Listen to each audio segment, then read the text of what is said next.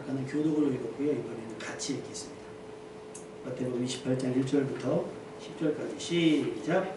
안식일이 다 지나고 안식 후 첫날이 되려는 새벽에 막달라 마리아와 다른 마리아가 무덤을 보려고 갔더니 큰 지진이 나며 주의 천사가 하늘로부터 내려와 돌을 굴려내고 그 위에 앉았는데 그 형상이 번개 같고 그 옷은 눈같이 익어는 지키는 자들이 그를 무서워하여 떨며 죽은 사람과 같이 되었더라.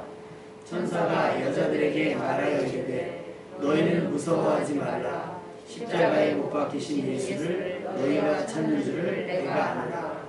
그가 여기 계시지 않고 그가 말씀하시던 대로 살아나셨느니라. 와서 그가 누우셨던 곳을 보라.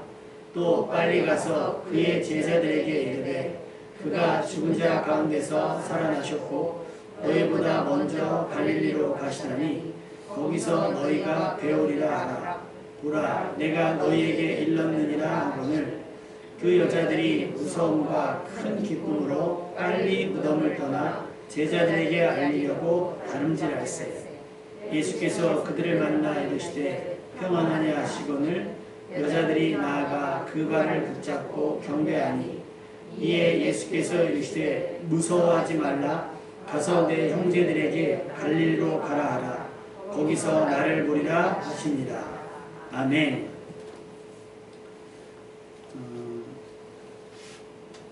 코로나 상황이 급격하게 또 좋아지는 상황 속에 있어서 아마 조만간은 마스크를 벗고 예배할 날이 오지 않을까 생각이 듭니다. 끝이 없는 터널인 줄 알았더니 그렇게 또 이 또한 지나가는 것 같아요. 잘 견뎌주셔서 감사하고 잘 버텨주셔서 너무나 감사를 드립니다. 이런 날들 속에서 작년에 부활주일 예배를 어떻게 드렸나, 그 전에 부활주일 예배를 어떻게 드렸나 했더니 2년 전 부활주일 예배를 제가 여기서 온라인 예배를 드렸더라고요. 그러니까 재작년 부활주일 예배는 아예 모이지도 못했어요. 코로나 상황이 심각해서.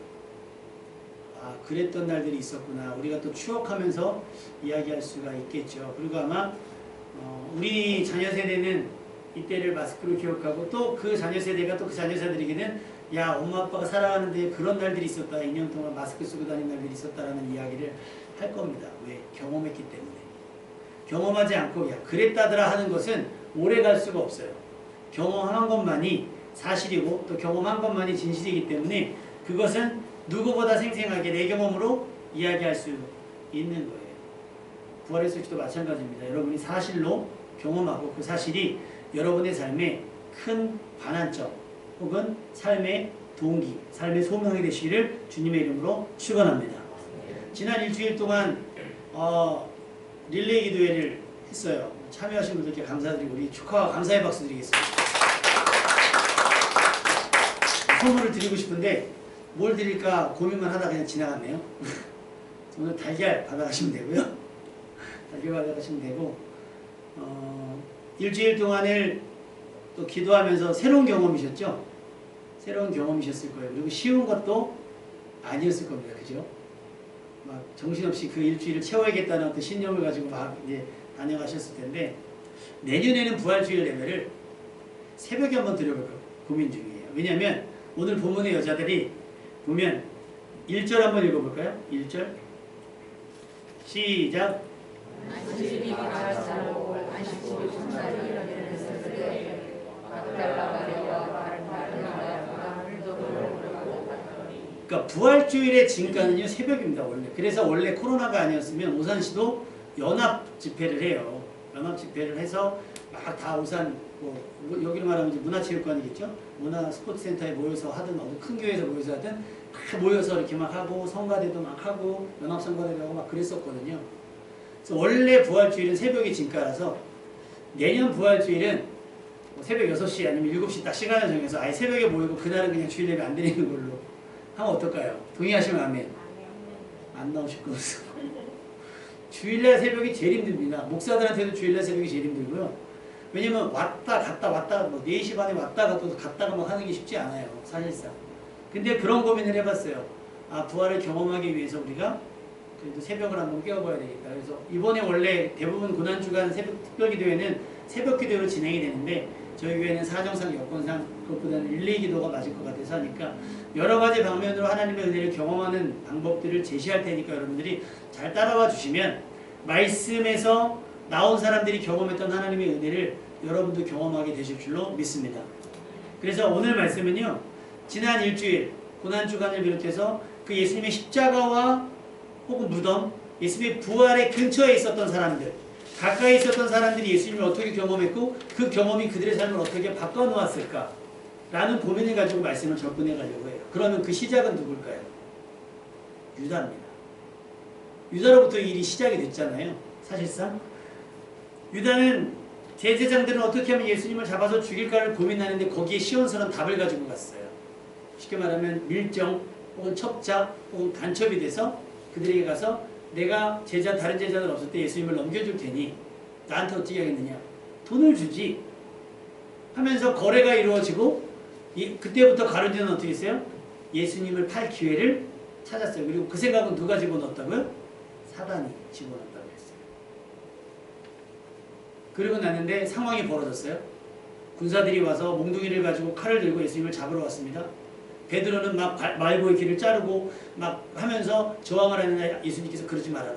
칼로 일어난 자는 칼로 망한다. 내가 천사를 동원해서 이 상황 제한 못하겠냐? 할 수 있다. 그러나 그렇게 되면 어떻게 하나님의 뜻이 이루어지겠니?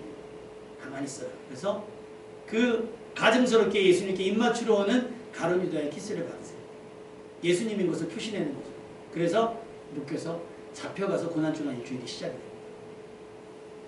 가룟유다는 어떻게 됐을까요? 그 상황이 전개되는 걸 보고 갑자기 견딜 수가 없어서요. 스스로 생을 마감합니다. 그 전에 대제사장들한테 가요. 야, 이거 물으자. 내가 이거 잘못 생각한 것 같아. 이 거래는 아니야. 아니야, 내가 돈을 줄 테니까 우리 예수님 다시 풀어줘라. 말이 돼요? 안 돼요. 돈을 던져두고 가서 성경은 농내어 죽었다 라고 기록되어 있습니다. 예수님이 잡혀가셨죠? 베드로가 가까이 따라요. 왜? 베드로는 전에도 그렇게 고백했거든요. 모두가 다 예수님께서 말씀하셨어요. 너희가 다 나를 버릴 거다. 그때 우리 베드로는 얘기하기를 모두가 다 주를 버릴지언정 저는 주를 버리지도 떠나지도 않겠습니다. 예수님을 따라가는데 멀찍이 따라가요. 그러다 예수님이 조안으로 들어가니까 혼자 이렇게 불볕에 예수님이 어떻게 되나 떠날 수는 없고 마치 가만히 있는데 여종 중에 하나가 와서 너 봤는데? 너 저기 있던 저 사람이랑 예수라고 하는 사람이랑 같이 있지 않았냐? 그러니까 그런 질문을 갑자기 받으면요. 갑자기 받으면 당황스럽게 돼 있어요. 당황스럽게. 그렇지 않습니까? 그래서 진실과 다르게 이야기가 나왔어요. 나는 모른다. 첫 번째는 그럴 수 있죠. 당황스럽습니다. 근데 두 번 물어봐요. 그리고 세 번 물어봐요. 예수님께서 말씀하셨죠. 다가오기 전에 네가 나를 세 번 부인한다. 그리고 그 예수님의 예언대로 베드로는 세 번을 부인했어요. 차라리 내 전에 장을 짓지. 그러자 기다렸던 데서 닭이 와요. 닭이 오니까 그제서야 베드로가 그 예수님께서 하신 말씀이 생각하고 나서 어떻게 해요? 펑펑 봅니다. 그리고 베드로가 사라져요. 두 번 부르죠. 그리고 예수님은 빌라도 앞에 서게 됩니다. 예수님의 고난의 시작, 모든 것들을 시작한 것은 가룟유다라고 한다면 그걸 절정에 오르게 한 사람은 누구예요? 본디오 빌라도. 아까 우리 사도신경 외웠죠? 외워보면 중간쯤에 나오죠? 뭐라고 나오죠? 이렇게만 보면 마치 우리가 성경을 모르고 그 사도신경만 하면 본디오 빌라도가 예수님을 때린 줄 알아요. 근데 여러분 그거 하셔야 돼요. 본디오 빌라도의 아내는 꿈을 통해 계속 헌몽을 받았어요. 저 사람을 죽이지 말아라. 그래서 빌라도에게 부탁을 합니다. 그래서 빌라도도 애를 써요. 나름 애를 씁니다. 그래서 애를 쓴 게 뭐냐면 예수님과 이렇게 면담을 해보니까 죄가 없어요. 근데 쟤네들 또 시기하고 질투하니까 죽이려고 하는구나. 나는 빌라도 총독으로서 권한이 있어. 명절이 되면 6월절 근처라 그랬잖아요. 명절이 되면 내가 내 힘으로 우리도 왜 시끄러웠잖아요. 대통령들 사면하는 거. 명절 때 되거나 성탄절 때 되고 부활절 되면 이렇게 대규모 사면을 하잖아요. 그런 것처럼 총독의 권한으로 사면할 수 있는 권리가 있어요. 그러니까 빌라도 입장에서는 전애들이 질투하고 시기하고 질투해서 이 예수라고 하는 사람 죽이는 걸 아니까 아내의 부탁도 있고 까짓 거 내가 이 권한을 한번 찬스를 쓰지. 그래서 사람들한테 얘기해요. 야, 그러지 마. 명절이 되면 내가 한 사람 풀어주는 거 알지? 그러면서 조건을 내거는데 누구를 내놓냐면 바라바라고 하는 사람을 내걸어요. 근데 바라바라고 하는 사람을 성경에 찾아보면 이 사람은 간단하게 강도, 근데 밀란을 일으켜서 사람을 죽인 살인자라고 나옵니다. 자신들에게 직접적인 피해와 피해를 주고 직접적인 가해를 입혔던 사람이 바라바인 거예요. 그러니까 빌라도 입장에서는 이거는 뭐 다른 선택이 없어요. 예수님은 피해를 준 적이 없으니까. 그래서 빌라도가 언제 쓰냐? 바라바를 놔줄까? 예수를 놔줄까? 빌라도의 생각은 뭐였어요? 당연히 예수님을 놔주라고 얘기할 줄 알았던 거예요. 그런데 뭐가 쉬웠는지 사람들이 외치기 시작합니다. 바라바. 바라바는 놔주고 그럼 예수 어떡하냐? 십자가는 못 박혀야 합니다. 근데 이건 누구예요? 대제사장들과 서기관들과 그 종교적인 지도자들, 그 사회적인 지도자들, 그 사람들이 가진, 그 사람들이 만들어낸 흉계, 그들이 의논하며 만든 계략과 함정이었어요. 며칠 전까지 말해서 예루살렘에 입성하실 때 예수님을 환호하고 왕이 되어야겠다고 외쳤던 사람들이 지금 뭐라고 했어요? 바라바를 놔주라는 거예요. 우리가 보면 강호순 나온다 그랬을 때 얼마나 사람들이 다 막 흥분했잖아요. 지금도 계속해서 나와요. 그 큰 범죄에 있었던 사람들이 사형이 없으니까 언제든 나와요. 그럼 나온다고 할 때마다 우리는 막 소름이 돋을 거예요. 그러니까 바라바에 대한 그런 반응이 있을 줄 알았는데 빌라도의 기대와 바람과 달리 그 사람들은 바라바를 놔주라는 거예요. 바라바를 놔주라는 거예요. 그렇게 바라바는 졸지에 자유를 얻게 되었습니다. 자신의 힘으로 혹은 굉장히 비싼 변호사를 써서 자기의 어떤 것들을 저기한 것이 아니라 자기는 가만히 있었는데 자기는 반성의 기미도 없고요. 회개할 생각도 없어요. 가만히 있었는데 누구 때문에? 누구 덕분에? 예수님 덕분에 자유를 얻게 된 거예요. 사람들의 관심은 바라바에게 없죠. 예수가 어떻게 될 것인가에 관심이 있어요. 자, 우리가 바라바 아닙니까? 우리가 바라바라고 한다면 이제부터 바라바는 어떤 삶을 살아야 할까요? 법대로 재판을 받았다고 한다면 무슨 징계가 나올지 모르겠으나 평범하게 보편적으로 살아갈 수 있는 삶은 아니었다는 게 바라바의 삶이었잖아요. 사복음서가 그를 강도로 살인자로 설명을 하고 있으니 그때 당시 법으로 따져도 이 사람은 온전치 못했을 건데 예수님 덕분에 예수님의 십자가 덕분에 갑작스럽게 자유를 얻게 되었단 말이에요. 우리가 그래요. 우리의 힘으로 우리의 죄를 없이 할 수 있고 우리의 저진 죄를 우리 말로는 야 무효야 잘못했어 할 수 있겠지만 어젠가요? 이은혜 씨가 자수했더라고요. 근데 뭐 전에 사귀던 남자들도 2명인가 죽었죠. 보험공탄. 이번에 사람들도 그 영상, 그 뉴스에 나온 영상을 봤더니 그 남자는 거의 삶을 포기했더만요. 머리로 수박을 깨고 그 계곡 속에 들어가서 거의 자수를 해요. 그러면 이제 판결이 어떻게 나오겠어요? 자수했으니까 그걸 감안해 준단 말이에요. 그러면 우리 또 옆에 밑에서 또 열이 받는 거예요. 법이라고 하는 게 똑같이 적용이 돼야 되는데 누구에게는 이렇게 유리하게 누구에게는 불리하게 적용이 되니까 술 먹고 운전했어요. 심신미약 상태는 술 먹고 성폭행했어. 심신미약. 외국은 술을 먹으면 범죄했는데 술을 먹었다 가중처벌이 되는 거예요. 근데 우리나라는 이상하게 범죄를 했는데 술을 먹었다 그러면 심신미약이 돼요. 희한하죠? 법은 우리의 편이 아닙니다. 법은 가진 자의 편이에요. 그랬던 우리가 예배드리면서 우리 스스로에게는 용서받았다라고 얘기할 수 있는 게 누구 덕분이에요? 의인은 없나니 아무도 없다고 했어요. 모든 사람이 죄를 범했으면 하나님의 영광에 이르지 못한다고 성경은 우리를 규정하고 있는데 그랬던 우리가 하나님의 은혜 앞에 서서 예배하며 찬송할 수 있는 권리를 얻은 것이 누구 때문이에요? 예수님 때문이에요. 바라바라는 거예요. 옆 사람 쳐다보고 넌 바라바야 이렇게 얘기하면 안 되고 자기 스스로에게 나는 바라바였습니다. 고백하실 수 있어야 되는 거예요. 나는 빌라도였습니다. 라고 고백하고 나는 유다였음을 고백하고 나는 베드로였음을 고백해야 돼요. 유다는 어떻게 됐다 했죠? 자살을 했다 그랬어요. 베드로는 그 자신 만만했던 베드로는 온데 간데 없어요. 지금 드문불출 어디 있는지 몰라요. 좀 있으면 나와요. 빌라도는 손을 씻고 자기는 죄 없는다 했지만 지금까지 2000년이 넘도록 그리스도인들의 신앙 고백 속에 예수님을 저주한 사람으로, 예수님을 핍박한 사람으로 기록되고 기억되고 있잖아요. 그리고 바라바. 성경은 언급하고 있지 않아요. 그런데 그 바라바가 나였다면 여러분은 어떻게 사시겠습니까? 뭐 우리 장기 계신 받아가지고 막 이렇게 사는 사람들 있잖아요. 어떻게 살아야겠어요? 술 먹고 간이 막 다 저기 돼가지고 누군가 막 간 이식 받아고 살았는데 또 야 간 싱싱해졌다 다시 마시자. 이런 거 우리가 사람 취급 안 하잖아요. 마찬가지. 예수님을 통해 얻은 생명이라고 한다면 예수님을 위하여 쓸 수 있는 여러분 되시기를 주님의 이름으로 축원합니다. 여러분의 삶에 그런 의미들을 부여했으면 좋겠어요. 그리고 예수님이 바라바는 놔주고 예수님은 잡혀가서 채찍에 맞으면서 온갖 핍박을 당하면서 골고다 언덕이라는 것을 올라갑니다. 사람들이 그렇지 않아도 6월절인데 얼마나 많은 사람들이 몰려들었다가 예수님의 소문을 듣고 모였다가 또 그 재판을 받는데 왜 우리 그런 구경들 좋아하잖아요. 불구경도 좋아하고 싸움 구경도 좋아하고 웅성웅성 되면 사람들이 몰려가고 있으니까 막 사람들이 몰려들었어요.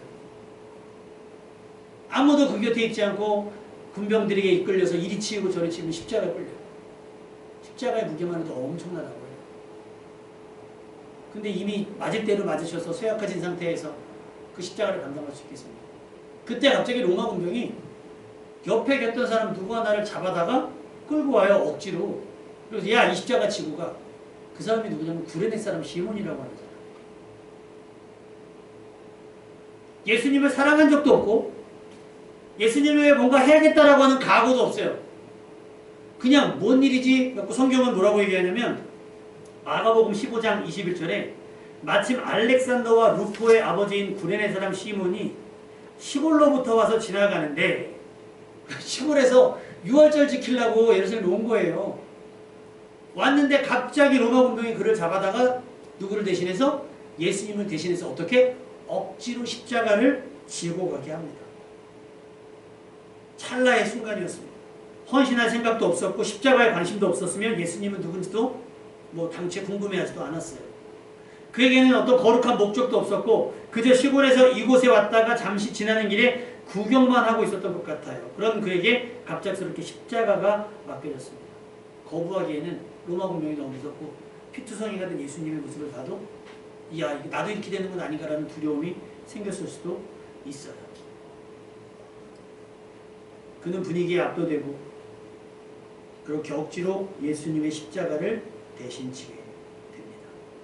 억지로. 혹시 여러분도 교회 나오는 거 억지로 나오지 않습니까? 억지로. 우리 언니들 어때? 억지로.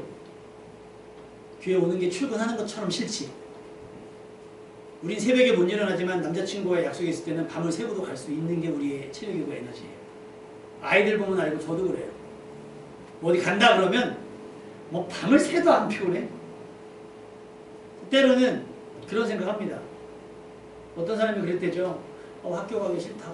오늘 지금 학교 가기 싫다. 야, 그래도 빨리 학교 갈 준비해야지. 엄마 오늘 하루 쉬면 안 돼요. 야, 그래도 네가 선생님인데 학교 가야 되지 않겠냐?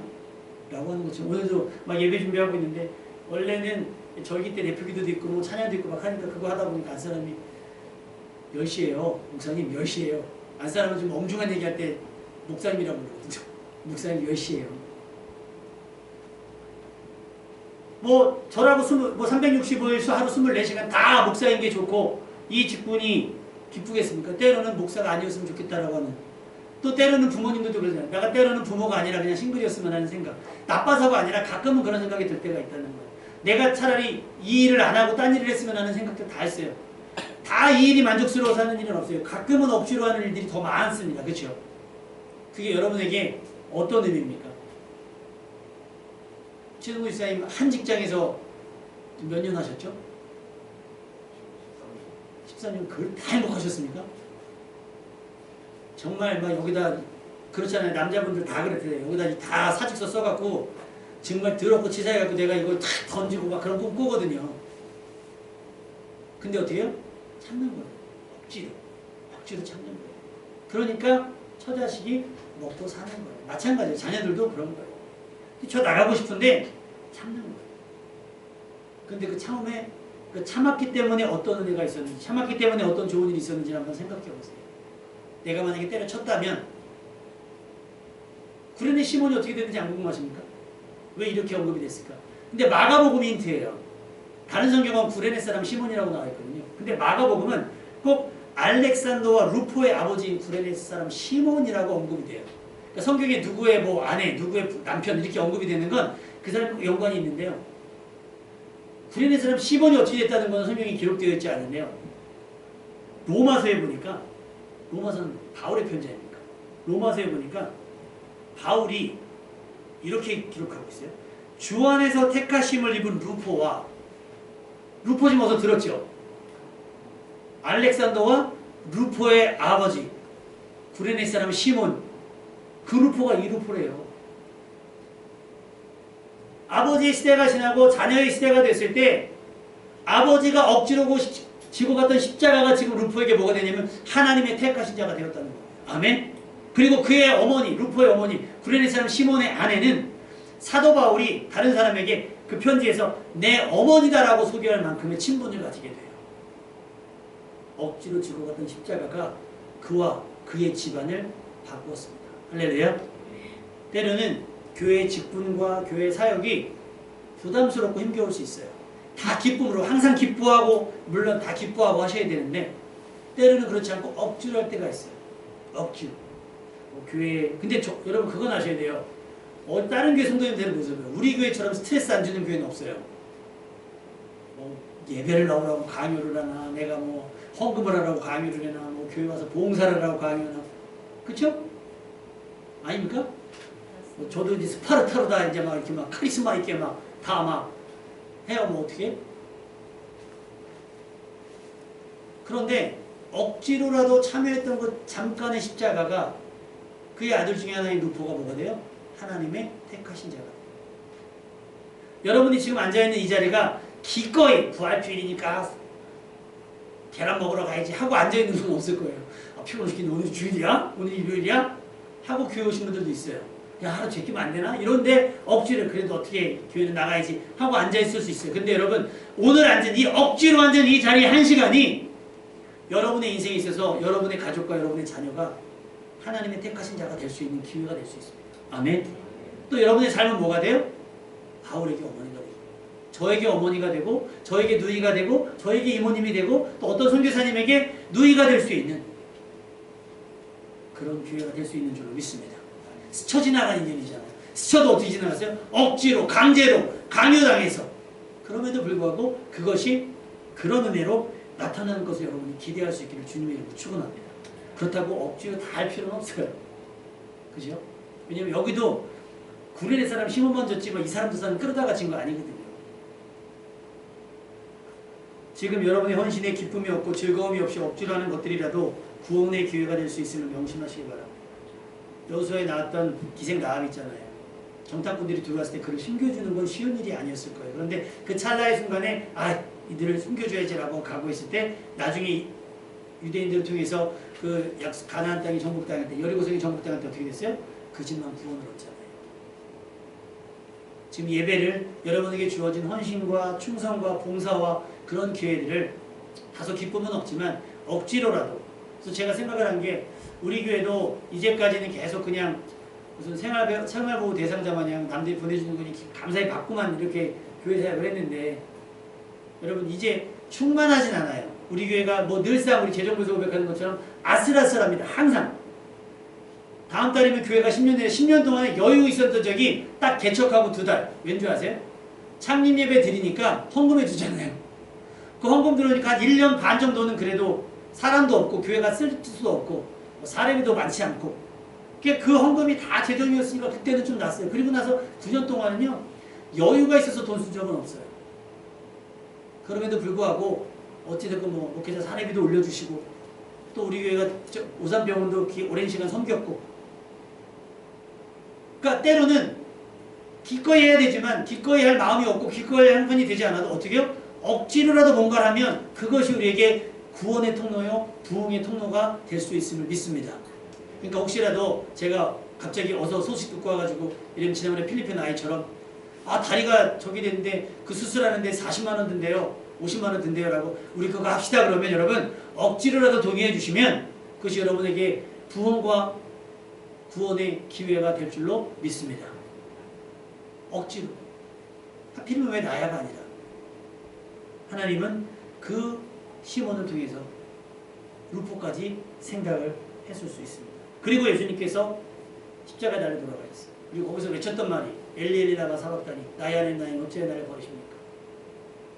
그리고 나서 다 이뤘다 하시고 숨을 거두시는데 땅이 난리가 납니다. 아까 그 영상으로 봤잖아요. 막 지진이 나고 막 땅이 나니까 거기서 예수님을 가장 가까이에서 예수님을 지키고 있던 백부장이 이런 고백을 합니다. 아, 이 사람은 진실로 하나님의 아들이었다.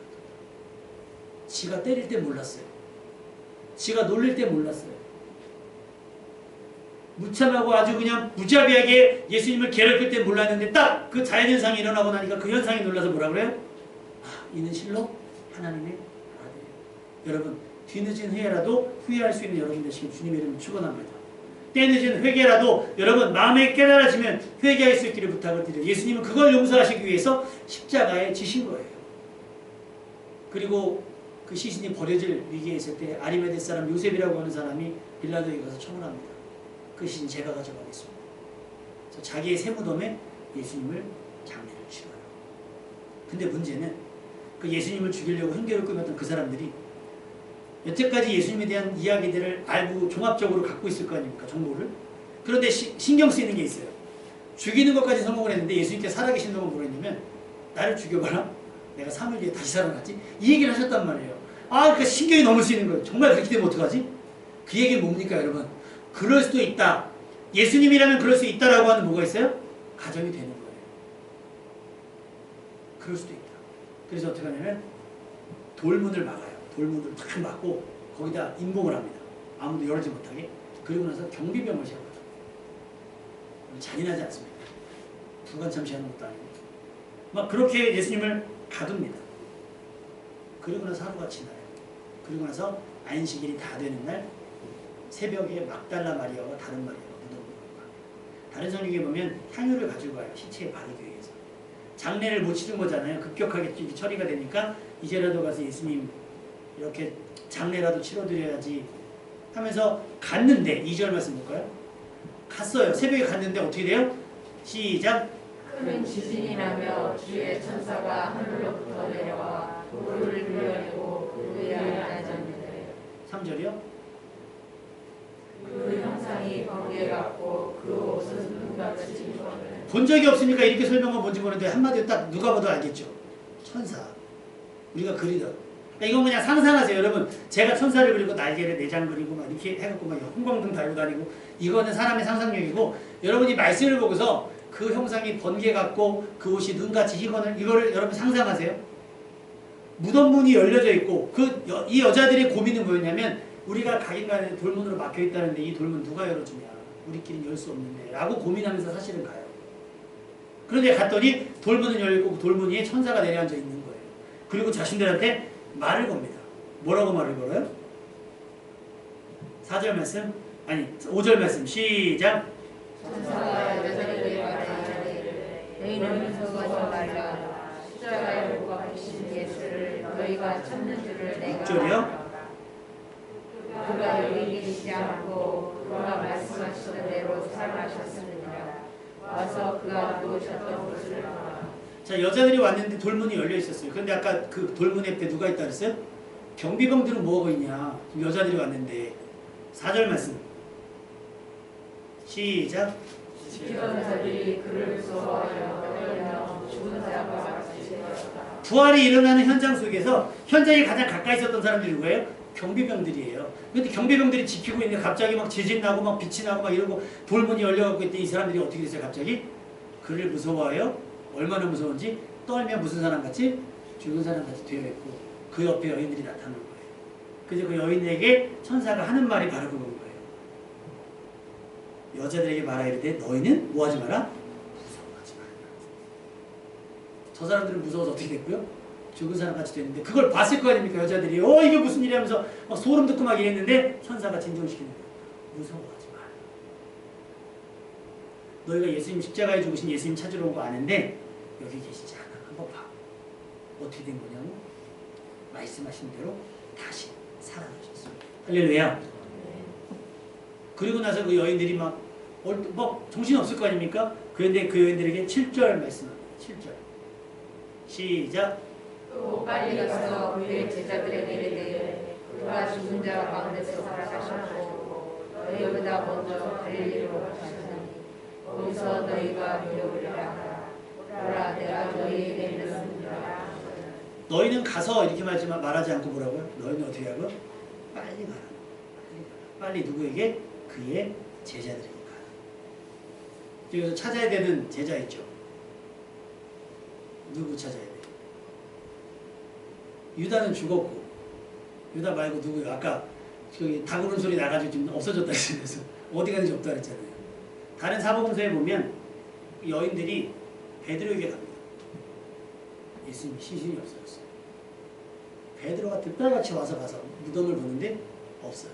천사도 없고 그냥 없어요. 그래서 다시 놀랍게 여기며 집으로 돌아가요. 그리고 그런 제자들에게 이제 이 여인들이 메시지가 돼. 메신저가 되는 거죠. 메신저가 돼서 그들에게 가는데 어떻게 가라고요? 빨리 가라. 그래서 8절에 보면 여자들이 무섭기도 해요. 근데 그 무서움을 제압하는 뭐가 있어요? 우리 8절 말씀 한번 읽어볼까요? 시작.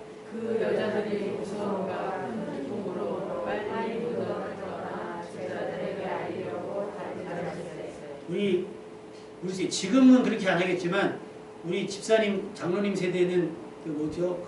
무슨 저녁 같은 데 수련회 같은 데 가면 공동묘지 막 하잖아요. 그건 막 장난 아니잖아요. 사실 낮에 가면 아무것도 아니거든요. 근데 밤에 가면 우리는 전설의 고향 시대이기 때문에 우리 언니들은 전설의 고향 모르죠. 내 다리 내놔 내 다리 내놔 맨날 공동묘지에서 뭔가 일어나는 시대를 살았기 때문에 무덤 무서워요. 대부모의 무덤도 밤에 못 가요. 희한하게 그 무덤에 대한 저기 선입견이 있어가지고. 근데 지금 여인들이 무덤을 빨리 떠나는데 빨리 무덤을 떠나는 이유가 무덤이 무서워서가 아니에요. 뭐가 있어요? 무서움과 큰 기쁨. 그럼 이 상황이 좀 무섭기도 하지만 그것을 압도하는 뭐가 있어요? 큰 기쁨으로 빨리 달리는 거예요. 누구에게? 제자들에게. 여러분에게 이런 기쁨이 있기를 주님의 이름으로 축원합니다. 여러분이 살아가는 날 동안 불행도 있고 불편함도 있고 여러 가지가 다 있을 거예요. 그런데 그것들을 압도하는 큰 기쁨, 구원의 감격이 여러분 가운데 있기를 주님의 이름으로 축원합니다.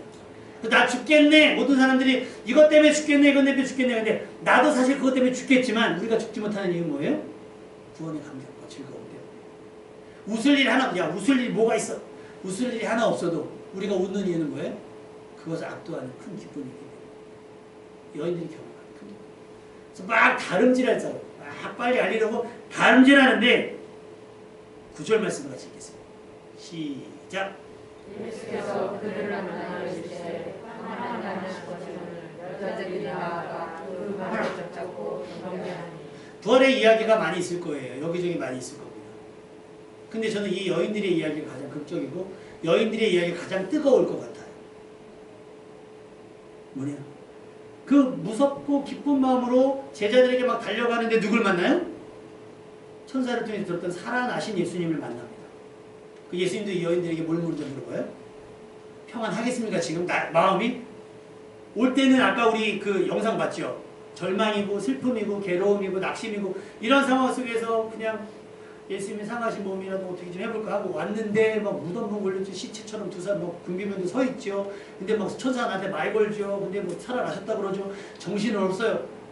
그러나서 막 꿈인지 생신지 막 비몽사몽하는 가운데 뛰어가는 걸 수도 있어요. 그런데 그때 그 주인공이신 누구야? 당사자가 앞에 서서 평안하게 라고 부르시는 거예요. 다음 주에 설교하겠지만 부활하신 예수님께서 제자들에게 묻는 거 뭔지 아십니까? 평안하게. 왜 그걸 물어봤겠어요? 다 예수님을 버리고 도망갔거든요. 그렇게 비겁하고 비열하고 비굴한 사람들이 없어요. 근데 그들이 11명의 제자예요. 그들에게 말씀하시는 거예요. 평안하게. 샬롬이라고 하는 인사. 평안하게. 여러분 평안하십니까? 하나님께서 여러분에게 평안해 주시기 위해서 예수님이 십자가에 못 박으신 거예요. 여러분이 살아오는 동안 여러분 안에 이렇게 농축되어져 있는 여러분의 죄악 때문에 그 심란함 다 놔버리시고 평안하시길 주님의 이름으로 축원합니다. 미래가 어떻게 될지에 대한 불투명한 그 불안함 때문에 여러분 불안, 초조 막 염려하잖아요. 그런 것에서 평안해지시길 주님의 이름으로 축원합니다. 부활하셨습니다. 예수님께서. 제일 무서운 게 뭐예요? 죽는다는 게 제일 무서워요. 다른 게 뭐가 무서워요? 돈 없다? 이거 그런 거는 그렇죠. 근데 죽는 것보단 다 낫다라고 얘기하잖아요. 그죠? 근데 예수님께서 뭘 정복하셨어요? 죽음을 정복하셨어요. 그리고 나서 묻습니다. 평안하냐? 문제될 게 뭐 있겠어요? 그 평안함이, 퍼펙트한 평안함이 여러분 가운데 있기를 주님의 이름으로 축원합니다. 그러자 여자들이 나아가 알아봤어요. 그리고 그 발을 어떻게 해요? 붙잡았다 그랬어요. 여러분, 그 여인들이 나아가서 먼저 이렇게 잡는 행위는 이때 당시에는 굉장히 금지되어 있는. 근데 발을 붙잡고 그한테 어떻게 해요? 경배했다 그랬어요. 아까 그래서 대표기도 가운데 뭐라고 있었냐면 눈으로 보고 귀로 듣고 손으로 만지는 감각적인 경험이 여러분 가운데 있어야 될 줄로 믿습니다. 기도의 경험 중요합니다. 기도의 경험. 제가 대학원 다닐 때 오후 수업, 늦은 수업이 있어서 그날은 좀 수업을 늦게 참석하려고 갔는데 마음이 좀 심란하고 막 이런 거예요. 그래서 저희 학교에서는 기도실이 있어요. 기도실에서 기도를 수업 전에 한 40, 50분 했나? 그러면서 이제 기도하고 나면 배고프잖아요. 그래서 매점에 갔어요. 거룩한 노동을 했으니까 이제 채우려고 갔는데 딱 앉았는데 누가 앞에 모르는 분이 앉아요. 저분 혹시 전사님이시냐고. 네, 그렇다고.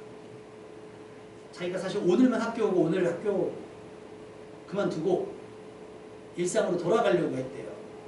일상으로. 왜냐면 이 사역이 나한테, 이 신학이라는 게 나한테 맞지도 않는 것 같고 자기 사역자로도 자격이 없는 것 같고 막 이랬다는 거예요. 그래서 하나님 오늘 내게 응답해 주시지 않으면 전 오늘로 땡 치고 사역으로 돌아가겠습니다. 하고 작전 기도를 제 옆칸에서 하고 있는데 갑자기 어떤 사람이 들어오더니 갑자기 혼자서 막 북한을 위해서, 미국을 위해서, 일본을 위해서, 중국을 위해서, 우리나라를 위해서 지기도는 하나도 안 하고 막 교회를 위해서, 학교를 위해서 막 한참을 기도하고 울며 기도하다가 갑자기 없어지더래요. 갑자기 자기 기도는 하나도 안 되고 이 사람은 뭐하는 사람인데 이렇게 기도를 하나. 그래 나한테 제가 이렇게 막 컵라면 이렇게 하고 있더라는 거예요. 자기는 그걸 우연이라고 하는 거예요. 나를 붙잡으시기 위한, 나를 일깨우시기 위한. 너는 너만 보지? 그러나 네 주변에 누군가는 자기 아닌 다른 것을 보는 사람이 있을 것이다라는 걸 일깨워줬다는 거예요. 그래서 자기도 다시 생각하고 학교 공부 열심히 하고 제가 알기로 지금 목사님 되셨어요. 그러니까 이걸 제가 얘기하잖아요. 몰라요. 기도라고 하는 타이밍, 기도라고 하는 즐거움을 경험해보지 않고는 몰라요. 여러분 기도하시면 기적이 일어납니다. 아멘? 근데 우린 꼭 안 해보고 그게 뭐 기적이야. 여러분 경험해보세요. 기도 재밌습니다. 재정부가요. 우리 교회 재정부가 놀라는 이유는 뭐냐면 사실은 여러 가지 이야기가 있잖아요. 이거는 계산상으로 하면 100% 이거는 재정부가 저한테 한 얘기예요. 원래 계산으로 따지면 사람 숫자 그 다음에 그분들이 하는 헌금들이 대부분 이제 정해져 있잖아요. 11조를 하니까. 근데 그게 없어졌어요. 그러면 그만큼 마이너스가 돼야 되잖아요. 마이너스가 안 됐다는 거예요. 다른 분이 헌금의 액수가 들어가지고 그 마이너스가 채워졌다는 겁니다. 할렐루야.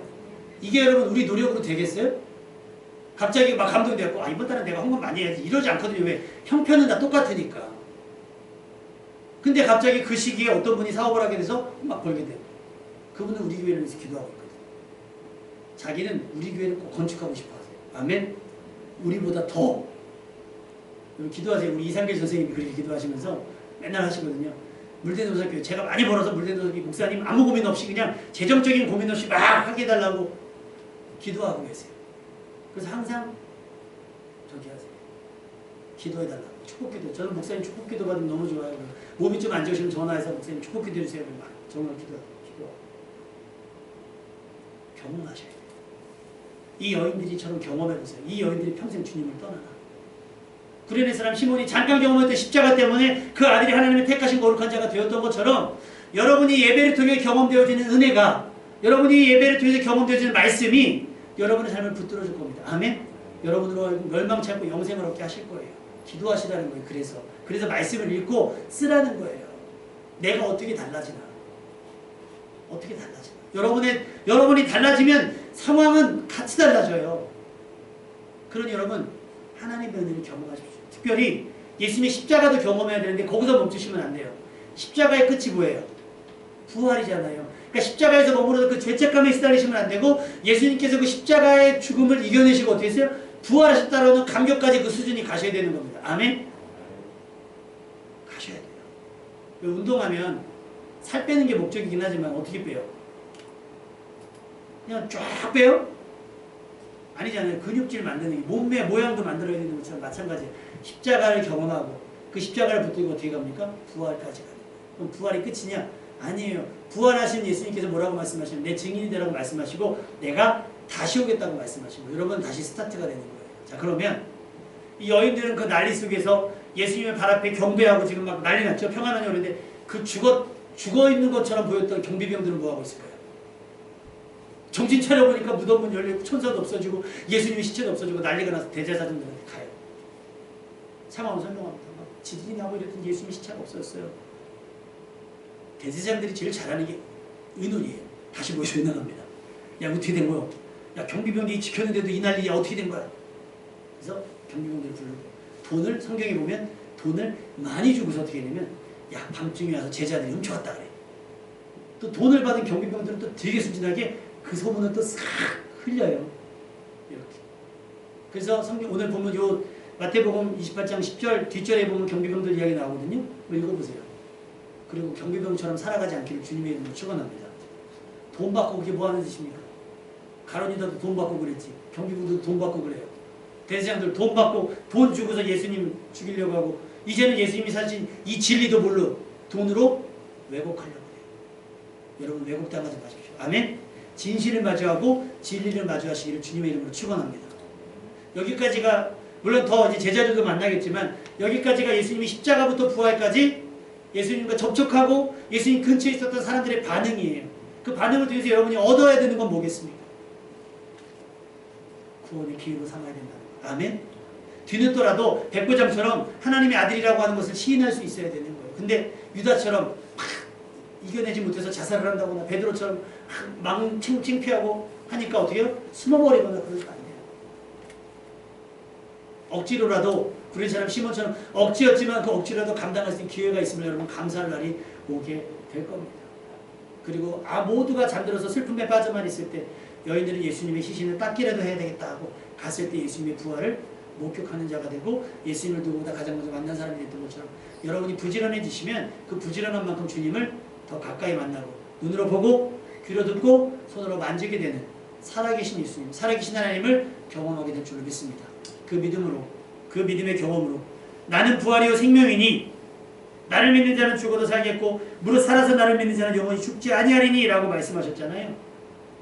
그리고 나서 이렇게 말씀하세요. 이것을 내가 믿느냐. 오늘 제 이야기를 여러분은 믿으셔야 합니다. 믿어야 서울대 갔다 가는 것처럼 믿으셔야 구원을 받을 수 있어요. 그리고 왜 예수님께서 부활하셨느냐? 한 가지입니다.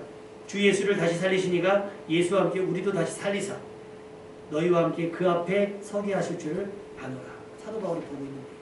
죽었던 예수님을 다시 살려내신 하나님께서 죽어야 하는 우리를 죽지 않게 하시고 혹 죽었더라도 다시 살리셔서 누구 앞에? 하나님 앞에 서게 하실 것을 믿고 있는 거예요. 여러분 이 부활의 신앙으로 절대 낙심하지 마시고요. 담대하게 부활의 신앙으로 이 시대를 살아가는 여러분 되시기를 주님의 이름으로 축원합니다. 찬양하겠습니다.